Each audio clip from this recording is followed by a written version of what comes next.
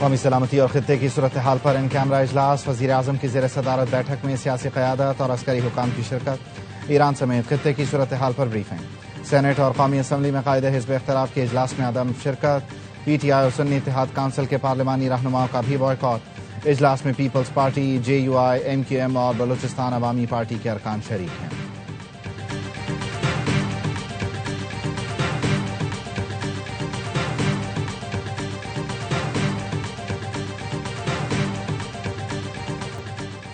امریکہ اور اسرائیل کے 5ویں روز بھی ایران پر حملے جاری، رات بھر تہران دھماکوں سے گونجتا رہا۔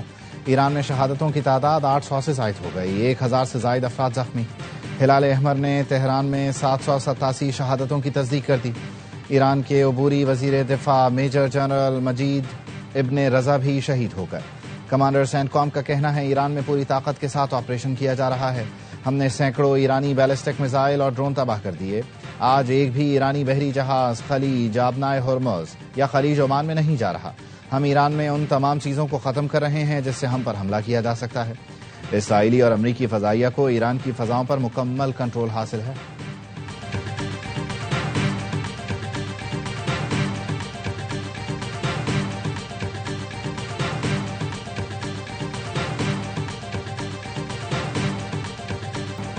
ایران کی بحریہ سمیت تمام اہداف کو تباہ کر دیا، خلیج میں تجارتی جہازوں کو تحفظ فراہم کیا جائے گا۔ امریکی صدر ٹرمپ کا اعلان، کہا خلیج سے گزرنے والی توانائی کی ترسیل ہر صورت یقینی بنائیں گے، تمام شپنگ لائنز کو مالی اور سیکیورٹی گارنٹی دستیاب ہوگی، ضرورت پڑی تو امریکی بحریہ آبنائے ہرمز میں ٹینکرز کو تحفظ فراہم کرے گی۔ امریکہ دنیا میں توانائی کے آزادانہ بہاؤ کو یقینی بنائے گا، امریکہ کی معاشی اور عسکری طاقت سب سے بڑی ہے، مزید اقدامات جلد سامنے آئیں گے۔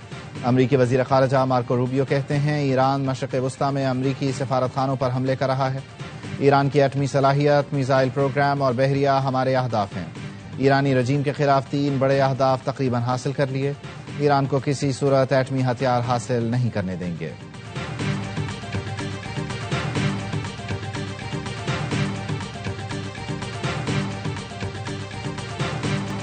ایران نے اسرائیل کی جانب پھر میزائل داغ دیے، مقبوضہ بیت المقدس میں سائرن بج اٹھے، پاسداران انقلاب کا کہنا ہے 24 گھنٹے میں اسرائیل اور امریکہ کے 40 اہداف کو نشانہ بنایا، امریکی فوج کو بھاری جانی نقصان پہنچایا، 650 امریکی فوجی ہلاک اور زخمی ہوئے، امریکی فوجی مراکز اور جنگی جہازوں پر میزائل اور ڈرون حملے کیے، بحرین میں امریکی نیوی کے 5ویں بیڑے کے ہیڈ کوارٹرز کو متعدد بار نشانہ بنایا، آبنائے ہرمز ایران کی بحریہ کے مکمل کنٹرول میں ہے، ایران کی وزارت دفاع کے ترجمان نے کہا ایران کو فیصلہ کن برتری حاصل ہے، چند روز میں دشمن بھاگ جائے گا، حزب اللہ کا جنوبی لبنان میں 4 اسرائیلی ٹینکوں کو نشانہ بنانے کا دعویٰ۔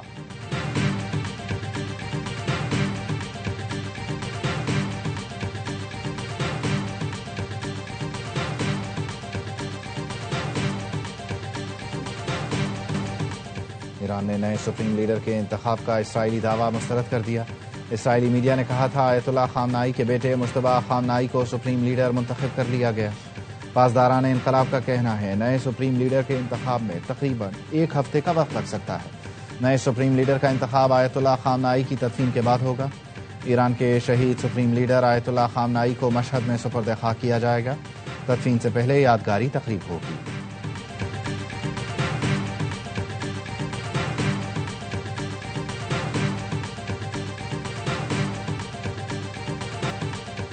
متحدہ عرب امارات کا ایرانی حملوں کے جواب کا مکمل اور جائز حق محفوظ رکھنے کا اعلان، جنیوا میں انسانی حقوق کونسل کے اجلاس میں یو اے ای کے مستقل نائب مندوب کا کہنا تھا اقوام متحدہ کے چارٹر اور بین الاقوامی قوانین کی خلاف ورزی کی گئی، ایران کی جانب سے بیلسٹک میزائل اور ڈرون حملے کیے گئے، حملوں میں 3 شہری جاں بحق 58 زخمی ہوئے، علاقائی سلامتی کے لیے تحمل، مکالمے اور سفارتی حل پر زور، قطر نے پاسداران انقلاب کے لیے کام کرنے والے 2 جاسوس سیل پکڑ لیے، 10 افراد گرفتار، قطری نیوز ایجنسی کے مطابق 7 گرفتار افراد حساس اور فوجی تنصیبات کی جاسوسی میں ملوث پائے گئے، 3 افراد کو تخریب کاری کی منصوبہ بندی اور ڈرون حملے کی تربیت پر گرفتار کیا گیا، ملزمان نے تفتیش میں ایرانی پاسداران انقلاب سے تعلقات کا اعتراف کیا۔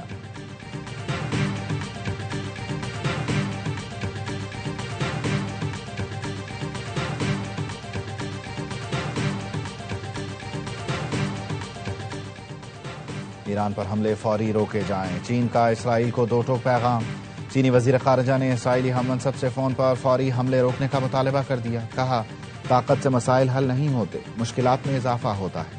کشیدگی کو پھیلنے اور بے قابو ہونے سے روکنا ہوگا. روسی وزیر خارجہ نے عالمی طاقتوں سے سوال پوچھا، کہاں ہیں وہ ثبوت جس کی بنیاد پر حملے کیے گئے؟ ایران پر مسلح جنگ کے اثرات پورے خطے میں محسوس کیے جا رہے ہیں. کینیڈین وزیر اعظم نے بھی کشیدگی کم کرنے کا مطالبہ کر دیا. کہا امریکہ اور اسرائیل سمیت تمام ممالک عالمی جنگی قوانین کی پابندی کریں. ترک وزیر خارجہ کا ایران میں رجیم چینج کی کوشش پر انتباہ، خطے کے لیے بڑے خطرات کی وارننگ دے دی. کہا رجیم چینج کی کوشش پورے مشرق وسطی کے لیے خطرہ بن سکتی ہے.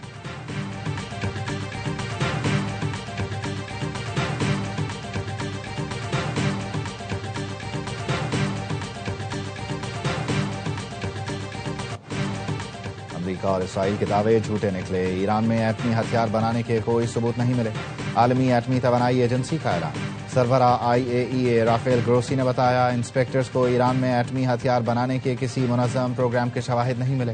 امریکہ اور اسرائیل کے دعووں کے باوجود ایٹم بم بنانے کا ڈھانچہ سامنے نہیں آیا. ایران کے پاس ایٹم بم نہیں لیکن ایٹمی ہتھیار بنانے کا مواد ہے جو عالمی برادری کے لیے تشویش کا باعث ہے. امریکی سینیٹر کرس مرفی نے ایران کے خلاف جنگ کو ناپسندیدہ، غیر اخلاقی اور غیر قانونی قرار دیا. مشرق وسطی میں حملوں کے خلاف امریکہ سمیت دنیا بھر میں مظاہرے. نیو یارک اور واشنگٹن میں بڑی تعداد میں لوگ سڑکوں پر نکل آئے.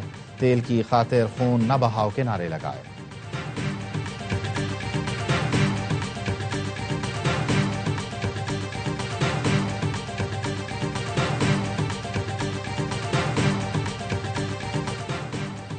اسپین نے صدر ٹرمپ کے تجارتی تعلقات ختم کرنے کا اعلان مسترد کر دیا. باضابطہ رد عمل میں کہا امریکہ نے تجارتی پابندیاں لگائیں تو اپنے وسائل سے کام لیں گے. امریکہ ہر صورت عالمی قوانین کی پاسداری اور احترام کرے. امریکہ یورپی یونین کے ساتھ باہمی تجارتی معاہدوں سے انحراف نہیں کر سکتا. برطانوی وزیر اعظم کیئر سٹارمر نے پھر بتا دیا برطانیہ ایران پر جارحانہ حملوں میں شامل نہیں. کہا میں نے عراق جنگ کی بھی مخالفت کی تھی. تاریخ سے سبق سیکھنا چاہیے. مشرق وسطی میں صرف اپنے شہریوں اور اتحادیوں کا دفاع کر رہے ہیں.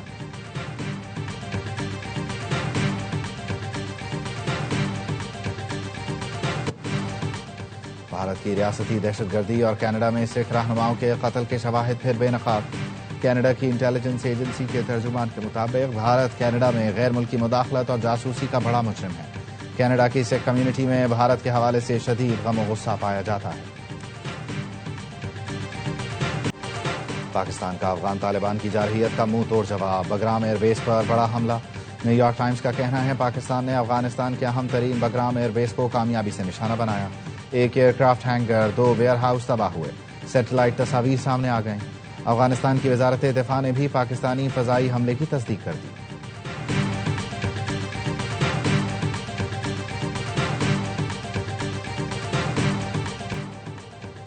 آپریشن غضب للحق کے تحت پاک فوج کی مؤثر کارروائیاں. 50 مقامات پر افغان طالبان. فتنہ خوارج، فتنہ ہندوستان کے ٹھکانے تباہ. سیکیورٹی ذرائع کے مطابق پاک فوج نے 3 اور 4 مارچ کی درمیانی شب قلعہ سیف اللہ، چمن، سمبازا جانی اور غزنالی سیکٹر میں بھاری ہتھیاروں سے کارروائیاں کی. بھاری جانی اور مالی نقصان کی اطلاعات. ان مقامات پر سرحد پار سے دہشت گردی کے لیے استعمال کیا جا رہا تھا. سیکیورٹی ذرائع کا کہنا ہے غضب للحق کے تحت کارروائیاں اہداف کے حصول تک جاری رہیں گی.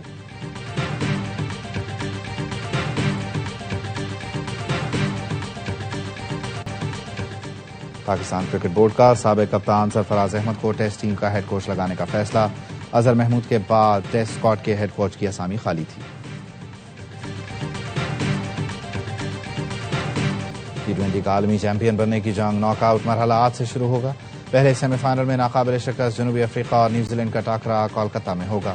گروپ راؤنڈ میں پروٹیاز نے کیویز کو شکست دی تھی. اگر جنوبی افریقہ جیتا تو لگاتار دوسری بار فائنل کھیلے گا. دوسرا سیمی فائنل بھارت اور انگلینڈ کے درمیان کل ممبئی میں ہوگا.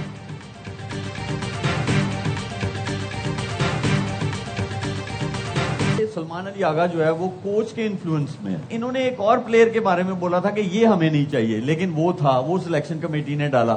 کوئی آئیڈیا ہے وہ کون ہے؟ کیا وجہ تھی ہے؟ پسند ناپسند. پچھلے 5-6 ایونٹ جیسے چل رہے ہیں ویسے اس ایونٹ کو بھی چلایا اپنی مرضی سے. اور T20 ورلڈ کپ کے لیے ٹیم پسند ناپسند پر مبنی. سابق کرکٹرز کا پروگرام ہر لمحہ پرجوش میں سارے خیال. میزبان شعیب ملک نے کہا ایسا لگ رہا تھا کہ سلمان آغا کوچ کے دباؤ میں تھے، جس پر سینئر صحافی شاہد ہاشمی بولے مائک ہیسن کے کہنے پر بابر اور شاداب کو ٹیم میں رکھا گیا۔ باسط علی نے کہا ہیڈ کوچ شاہین آفریدی کو نہیں رکھنا چاہتے تھے، سلیکشن کمیٹی نے شامل کرایا۔ کامران اکمل بولے جیسے چل رہا تھا اس ورلڈ کپ میں بھی وہی ہوا، ایک گروپ کی مرضی سے فیصلے ہوتے رہے۔ اداکار سعود بنے ہر لمحہ پرجوش کے مہمان، سامنا کیا دلچسپ سوالوں کا، مصطفیٰ اور عادی نے مذاق کا تڑکا لگایا۔